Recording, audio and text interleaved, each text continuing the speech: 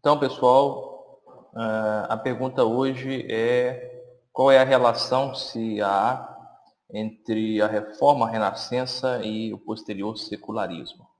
Bem, pessoal, essa relação entre reforma e supostamente o secularismo já é antiga, não é?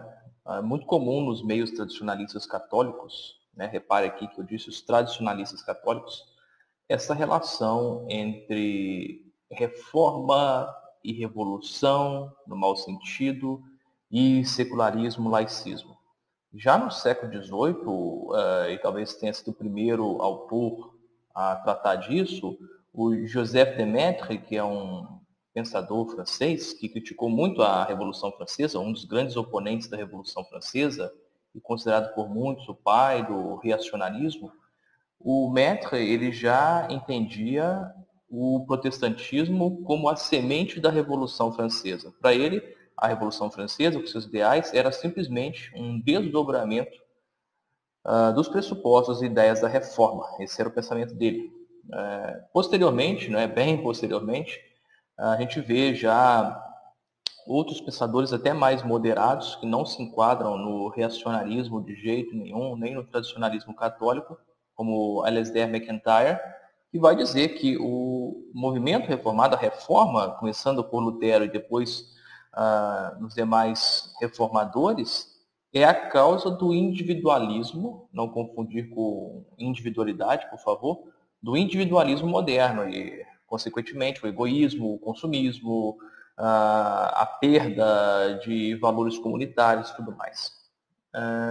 Nos últimos anos, né, esse tema voltou à tona, talvez por conta dos 500 anos, em 2017, do início simbólico da reforma, com Lutero pregando as suas 95 teses, né, na porta da Catedral de Wittenberg.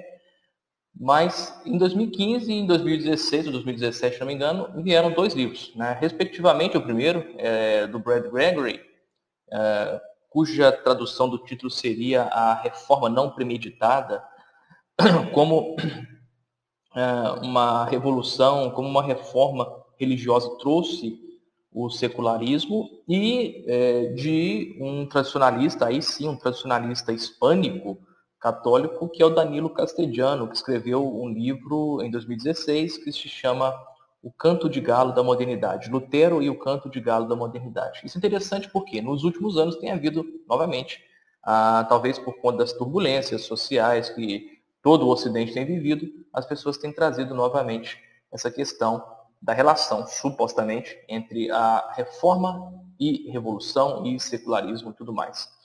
No nosso caso, nós protestantes acabamos ficando aí entre o fogo cruzado, porque se os tradicionalistas nos veem assim, os tradicionalistas católicos, por outro lado, os secularistas, os laicistas, entendem que, por vezes, incorretamente, eu diria, a reforma, principalmente começando por Lutero, trouxe à tona valores que hoje nós chamamos de liberais, separação entre igreja e Estado, a individualidade, o exame próprio de consciência e tudo mais. Mas aqueles secularistas e laicistas mais informados, quando param para ler e pesquisar um pouco mais a fundo o pensamento de Lutero, de Calvino, eles passam a julgá-los também homens, por vezes, com ideais teocráticos, autoritários e tudo mais. Tanto que é comum a caricatura de Calvino como o grande ditador de Genebra, sendo que, como a gente bem sabe, ele só foi um conselheiro moral, né? Tanto que ele foi expulso, né, 3 vezes de Genebra, ele não era cidadão ginebrino. E aí você vê até mesmo escritores renomados, como o escritor moderno Stefan Zweig, né? Ele escreveu mesmo um livro no qual dizia, a partir do debate e controvérsia que houve entre Calvino e Serveto, que Calvino era um representante do dogmatismo tolerante e Serveto da ideia de tolerância, de abertura de alma e tudo mais. Então, como eu disse, nós ficamos o fogo cruzado, porque ao mesmo tempo somos acusados, muitas das vezes, de sermos os iniciadores da revolução, da secularização, e por vezes, secularistas mais informados creem, né, que os ideais da reforma em última análise, eram mais teocráticos, mais autoritários e conservadores do que o que se propunha, né, na época pelos contra-reformadores.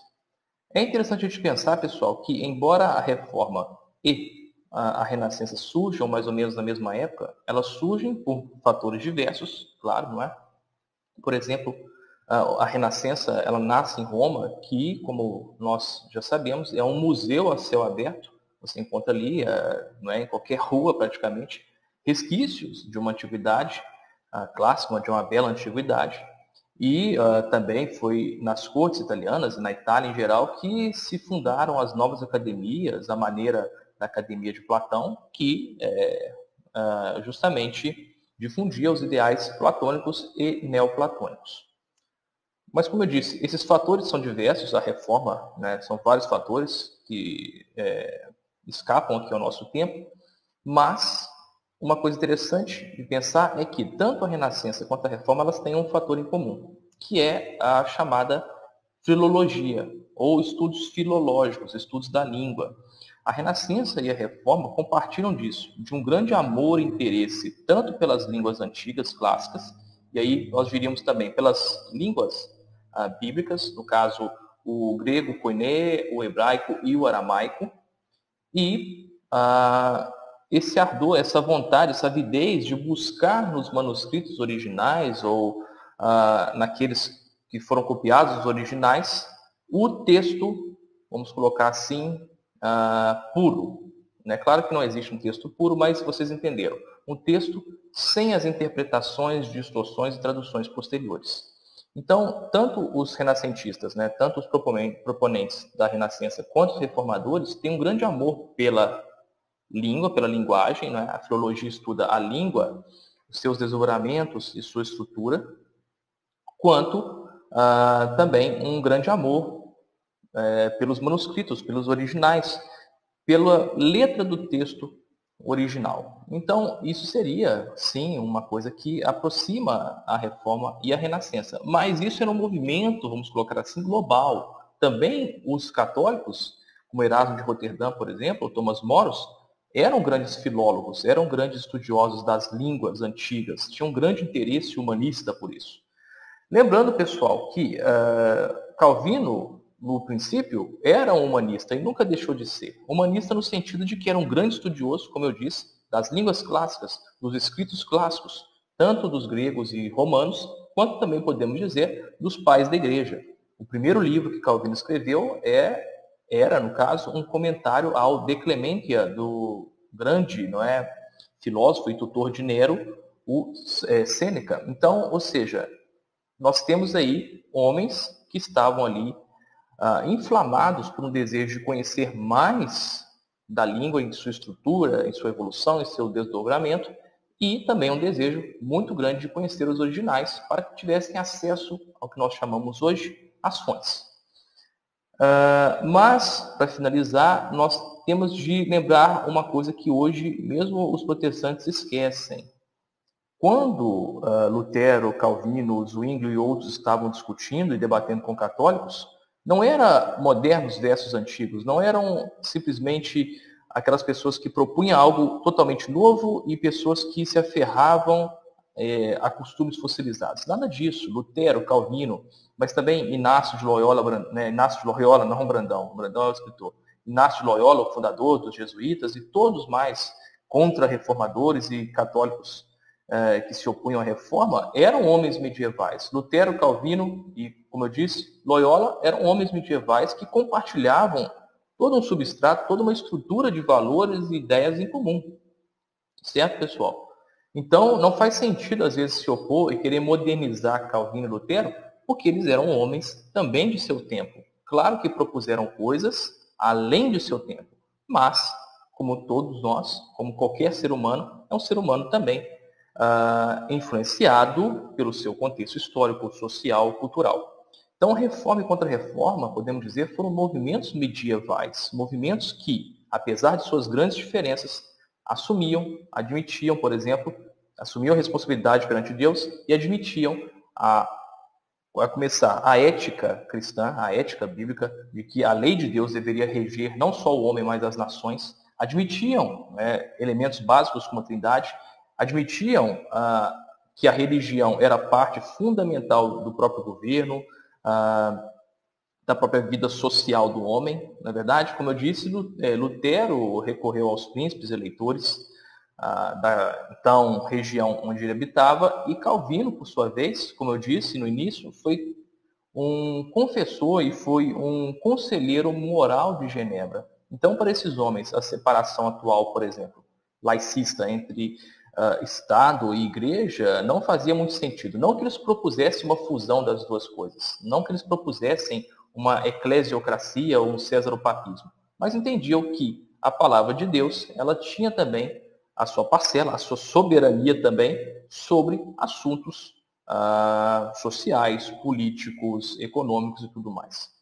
Então, pessoal, não caiamos nessas armadilhas. Lembrando que, de certo modo, ambos naquela época, tanto a reforma contra a contra-reforma, se opunham a muito do que o humanismo então pregava, mas ao mesmo tempo compartilhava alguns valores, compartilhava alguns métodos que, como nós vimos, tem na filologia, não é, o seu grande paradigma. Então eles eram grandes estudiosos das línguas, mas eram homens do seu tempo, homens ainda com seus costumes, pensamentos, ideias medievais.